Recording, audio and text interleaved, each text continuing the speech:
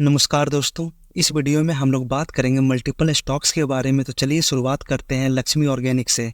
तो लक्ष्मी ऑर्गेनिक ने अपने इन्वेस्टर्स के ऊपर लक्ष्मी तो नहीं बरसाई है, लेकिन उनके हाथों से लक्ष्मी जरूर छीनी है। आज भी स्टॉक में कोई मेजर रिकवरी देखने को नहीं मिल रही है।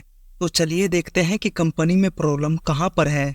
इसके लिए हम लोगों को देखना होगा कि कंपनी का मैक्सिमम रेवेन्यू कहाँ से आता है और कंपनी अपने मैक्सिमम प्रोडक्ट को कहाँ सेल करती है। कंपनी का 45% रेवेन्यू फार्मा बिजनेस से आता है और 28% रेवेन्यू पैकेजिंग एंड प्रिंटिंग से आता है। कंपनी फार्मा और पैकेजिंग वाले बिजनेस पर सबसे ज़्यादा डिपेंडेंट है।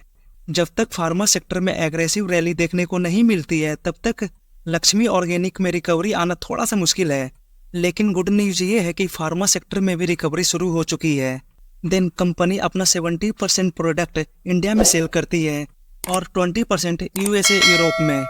यूएसए और यूरोप का मार्केट फिलहाल रिकवर ही कर रहा है, तो इस वजह से भी कंपनी के अंदर प्रेशर है। लेकिन जब हम लोग कंपनी का फंडामेंटल पर जाते हैं तो कंपनी का फंडामेंटल कुछ और ही बयां कर रही होती है।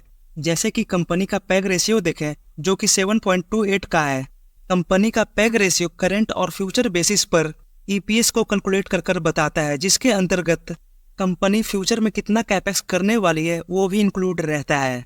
ये नंबर जीरो से जितना ज़्यादा करीब रहे उतना ही ज़्यादा अच्छा है। ये नंबर जितना ज़्यादा बड़ा होगा, कंपनी का वैल्यूएशन उतना ही ज़्यादा महंगा होगा। अगर कंपनी का पैग रेशियो 1 के नीचे रहता है तो कंपनी अंडर वैल्यूड रहती है, लेकिन इसके बावजूद भी पैग रेशियो 2 तक आप लोग कंसीडर कर सकते हैं। जब पैग रेशियो 2 से ऊपर जाता है तो कंपनी की वैल्यूएशन सेफर साइड में नहीं रहती है। किसी कंपनी का पैग रेशियो 2 से ऊपर है तो थोड़ा उसे इग्नोर कीजिए। देन कंपनी की आरओसीआई यानी कि रिटर्न ऑन इन्वेस्टेड कैपिटल। जितने भी कंपनी शेयर मार्केट में लिस्टेड है वो बिजनेस के साथ साथ पैसा को इन्वेस्ट भी करते जाती है। कंपनी इन्वेस्टेड मनी से 10% का इंटरेस्ट कमा रही है, तो वो भी थोड़ा सा कम है। ये लगभग 15% के आसपास होना चाहिए। देन कंपनी के प्रॉफिट एंड लॉस को देखें तो कंपनी की सेल्स में तो कंसिस्टेंसी है, लेकिन जब बात प्रॉफिट पर आ जाती है तो यहाँ पर थोड़ी बहुत फ्लक्चुएशन देखने को मिल रहा है। पिछले साल की तुलना में कंपनी के प्रॉफिट में गिरावट थोड़ी ज़्यादा ही हुई है, लेकिन इसके बावजूद भी कंपनी के प्रोमोटर्स अपने स्टेक को कंटिन्यू कर रहे हैं। लेकिन एफआईआई ने पिछले 3 सालों में ऑलमोस्ट अपना पूरा स्टेक ही सेल कर दिया और डीआईआई का भी कुछ वैसा ही हाल है। लेकिन पिछले कुछ टाइम से डीआईआई का मूड बदला है। डीआईआई पिछले कुछ महीने से कंटिन्यूअस बाइंग करते ही जा रही है। हालांकि ये नंबर आज भी बहुत छोटा है, क्योंकि इसके पहले सेलिंग बहुत ही बड़ी हुई थी। ओवरऑल कहा जाए तो एक स्मॉल कैप कंपनी ऐसे ही होती है। Generally 70-80% small cap companies fail ही हो जाती है, लेकिन जो कंपनी चल जाती है वो अकेले इतना वेल्थ क्रिएट करके देगी जितना पूरा पोर्टफोलियो कर नहीं दे पाएगा। ओवरऑल कहा जाए तो कंपनी में फिलहाल रिस्क बहुत ही ज़्यादा बढ़ चुकी है। देन अगली कंपनी हैप्पीएस्ट माइंड। ये भी उन्हीं कंपनी में से एक है जो लंबे अरसे से अपने इन्वेस्टर्स को दुख देता ही जा रहा है। देन हैप्पीएस्ट माइंड के फंडामेंटल पर जाएं तो इसका फंडामेंटल काफ़ी ज़्यादा स्ट्रॉन्ग दिखता है। फिलहाल कंपनी का पैग रेशियो 1 के नीचे है, तो फ्यूचर कैपेक्स के अनुसार कंपनी आज भी अंडर वैल्यूड है। और कंपनी का रिटर्न ऑन इन्वेस्टेड कैपिटल जो कि लगभग 22% का है। कंपनी अपने इन्वेस्टेड मनी पर काफ़ी अच्छा रिटर्न जनरेट कर रही है। डेट टू इक्विटी रेशियो भी अंडर कंट्रोल है। देन जब आप कंपनी के CAGR ग्रोथ को देखेंगे तो लगेगा क्या फालतू स्टॉक है, लेकिन जब आप कंपनी की सेल्स को देखते हैं तो कंपनी का 10 सालों का सेल्स ग्रोथ 35% से ग्रो कर रहा है, 5 सालों का सेल्स ग्रोथ 25% से ग्रो कर रहा है और पिछले 3 सालों का 24% से। कंपनी की सेल्स ग्रोथ डबल डिजिट में हो रही है, जो कि काफ़ी ज़्यादा इम्प्रेसिव है। और कंपनी का प्रॉफिट ग्रोथ भी सेम ही ट्रैक पर है, जहाँ पर 10 सालों का एवरेज प्रॉफिट ग्रोथ 21% का है, लेकिन पिछले कुछ सालों से कंपनी का प्रॉफिट ग्रोथ काफ़ी बढ़ा है। जब कंपनी का सेल्स ग्रोथ अच्छा है, प्रॉफिट ग्रोथ अच्छा है, तो कंपनी में ज़्यादा टाइम तक गिरावट नहीं होगी। लेकिन जिस दिन कंपनी में रिकवरी आएगी उस दिन कंपनी कई सालों का रिटर्न कुछ ही दिन में दे जाएगी और उस वक्त कंपनी का CAGR ग्रोथ भी अच्छा हो चुका होगा। जब भी स्मॉल कैप कंपनी में गिरावट आती है तो उस वक्त इन्वेस्टमेंट रोकना पड़ता है, जैसे अभी लक्ष्मी ऑर्गेनिक में हो रहा है। लेकिन जब बात हैप्पीएस्ट माइंड की आती है तो इस कंपनी के अंदर आप लोग बाई ऑन डिप्स भी कर सकते हैं, और इसकी वजह है मिस्टर अशोक सोता, जो कि कंपनी के फाउंडर हैं। इनके अनुभव की बात करें तो विप्रो और माइंडट्री दोनों को नई ऊंचाइयों पर ले जाने में इनका बहुत ही बड़ा योगदान है।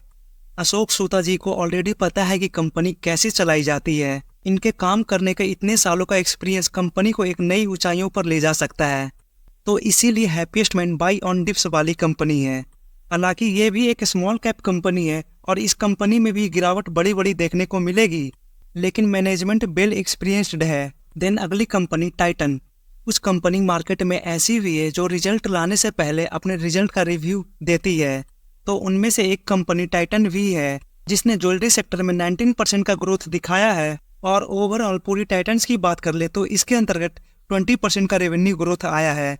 जब भी कोई कंपनी डबल डिजिट में ग्रोथ लाती है तो मार्केट उसे एप्रिसिएट करता है, लेकिन डबल डिजिट का ग्रोथ तो 10% से ही शुरू हो जाता है और टाइटन्स ने 20% का रेवेन्यू ग्रोथ दिया है। तो एक हाथी जैसी साइज की कंपनी के लिए डबल डिजिट में ग्रोथ लाना ही बहुत मुश्किल है, लेकिन टाइटन्स ने 20% का ग्रोथ ला कर दिया है। और इसी के साथ 81 नए स्टोर्स ओपन किए हैं। ये तो हो गई न्यूज। अब चलिए लर्निंग लेसन पर आते हैं। अधिकांश लोगों को लगता है जब कंपनी हाथी जितनी बड़ी ऑलरेडी हो चुकी है तो ये और कितनी बड़ी होगी। तो इस वजह से कुछ लोग इतनी अच्छी कंपनी को इग्नोर कर देते हैं। आप खुद देखो पिछले 5 सालों का रिटर्न। ऐसा return generally mid cap small cap company में देखने को मिलती है। एक लार्ज कैप कंपनी होने के नाते कंपनी इतना बड़ा रिटर्न कैसे लाकर दे रही है? तो इसका आंसर है कि आज भी मार्केट में छोटे छोटे ज्वेलरी की दुकान देखने को मिल रही है, यानी कि आज भी मार्केट अनऑर्गेनाइज है। आपसे गलती ये हो रही है कि आप मछली की साइज को देख रहे हो। इस व्हेल मछली के सामने कितने सारे शिकार हैं, आप उसे नहीं देख पा रहे हैं। यही चीज़ हमें बजाज फाइनेंस के भी स्टॉक में देखने को मिलता है। पिछले 5 सालों में 256% का रिटर्न। बजाज फाइनेंस के सामने पूरा मार्केट ही खाली है। जब पूरा मार्केट ही खाली है तो डबल डिजिट में ग्रोथ लाना तो थोड़ा इजी है। कुछ कंपनीज ऐसी भी है जो 80-90% तक मार्केट कैप्चर कर रखी है। तो ऐसी कंपनीज के लिए डबल डिजिट में ग्रोथ लेकर आना ही बहुत ही बड़ी बात हो जाती है। ओवरऑल कंक्लूजन की बात करें तो देखना ये है कि सामने मैदान कितना खाली है। जितना ज़्यादा खाली मैदान मिलेगा उतनी बड़ी ग्रोथ मिलेगी। इसी के साथ वीडियो एंड करते हैं। Thank you for watching.